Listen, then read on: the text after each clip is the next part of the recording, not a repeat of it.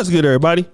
It's your boy, O'Shea Duke Jackson, back at it again with another episode of the Celebrity Junk. So many of you brothers have sent me this particular clip of Brooklyn self-proclaimed Bishop Lamar Whitehead. He is the proud pastor of the international, or the Leaders of Tomorrow International Churches, which is, it sounds like a buffoonish organization with a name like that. But Lamar Whitehead is quite the figurehead there. Now, not only is he a bishop, but in his previous life, he served 5 years for a identity fraud scam worth $2 million. And the bishop went to prison for that and came out a new man. And a lot of times what you see with ex-cons, they come out and they join into the ministry. And of course, instead of conning people for what we think are fraud purposes or identity theft purposes, what a better way than to become a part of the church, and then you can just get their money for nothing, right? You can just brainwash idiots into giving you everything while you do nothing, which is what happens a lot in the black church in America. But I digress. Let me kind of fast forward to what happened, or rewind to what happened in May.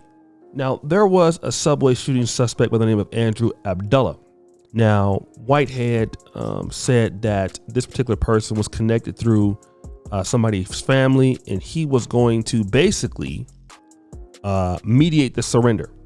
The pastor showed up with a Fendi suit jacket and stepped out of a Rolls Royce in a legal aid office, which drew a lot of the attention. So therefore, he was trying to let himself know that he was there to be seen. Now, obviously, he had no assistance in, delivering Mr. Abdullah to the police. They got him without the pastor's help, but he did get some clout for that. Okay. And unfortunately, when you're looking for clout, not everybody that you think or is looking is watching. Sometimes the people you feel shouldn't be watching are watching. And so what happened, while the preacher was doing a live stream sermon, he got some visitors to come see him in the church, and they were not looking for Jesus. Well, let's play that clip and find out who they were looking for. Well, have you seen this video? A brazen robbery caught on camera as a Brooklyn bishop delivered his service. Yeah, 3 masked men robbed the bishop of over $1 million in jewelry, and it was all seen on the church's live stream video. Let's get right to Fox 5's Robert Moses. He's live in Canarsie, Brooklyn with the latest. Robert? Tashani and Dan, the robbery happened here at the church on Remsen Avenue in Canarsie. The bishop believes that he was targeted for some reason. This is a man who is no stranger to the headlines or to the law. Yo. All right. As Bishop Lamar Whitehead delivered his sermon inside his church in Canarsie, the Leaders of Tomorrow International Ministries, police say 3 masked, armed men burst in and stole more than $1 million worth of jewelry, including a Rolex, from the bishop and his wife.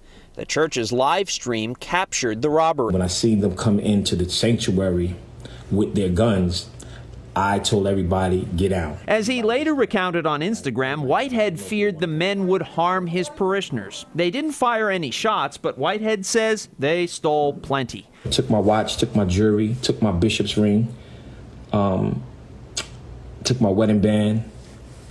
They took my bishop's cross. Police say the robbers fled on foot, got into a white Mercedes-Benz, and drove away eastbound on Avenue D.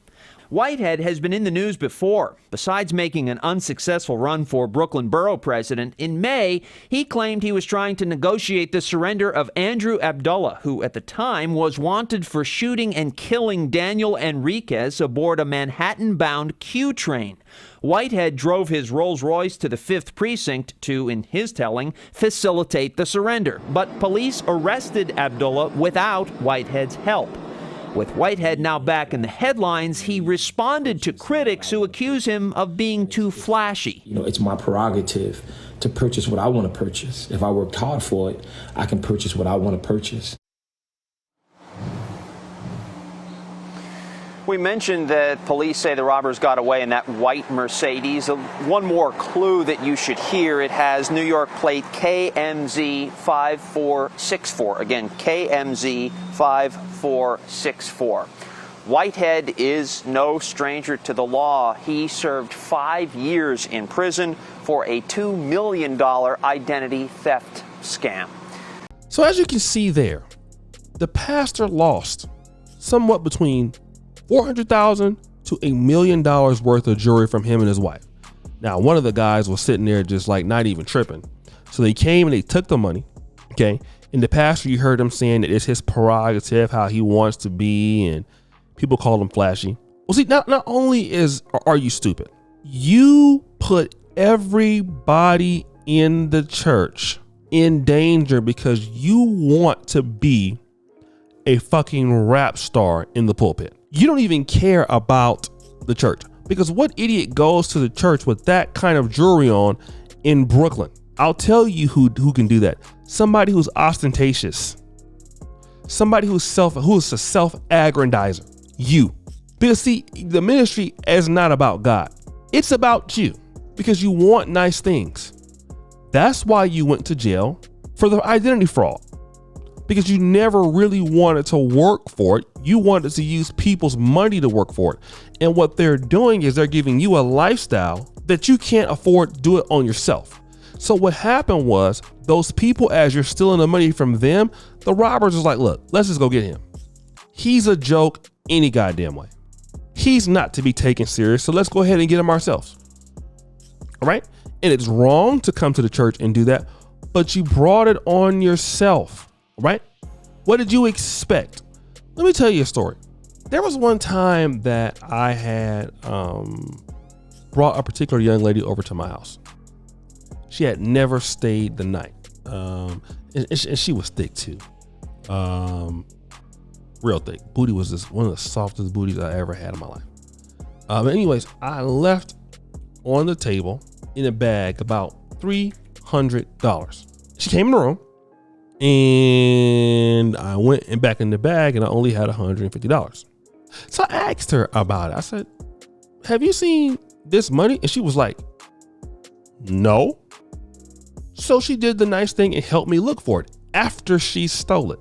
So I wanted to be mad, and I ended up still hitting anyway, because it was I was gonna just I would have just tricked it off on her anyway, because I'm a trick. But anyways, it wasn't my fault. I left the money out there for somebody to take it. So I chalked it up to the game. Same thing with this guy. Bro, you're advertising for people to come and steal from you. Okay? And I would have gave her the money if she'd asked for it. She didn't. She just took it. So I wasn't tripping, but I bought it on myself. And this guy has brought it on himself. You can't put that kind of stuff out there with these. Well, these guys are hungry and they got you. Luckily, you didn't get yourself killed. And they did it right on the live stream. Didn't even care. And pulled off in the car. Didn't care.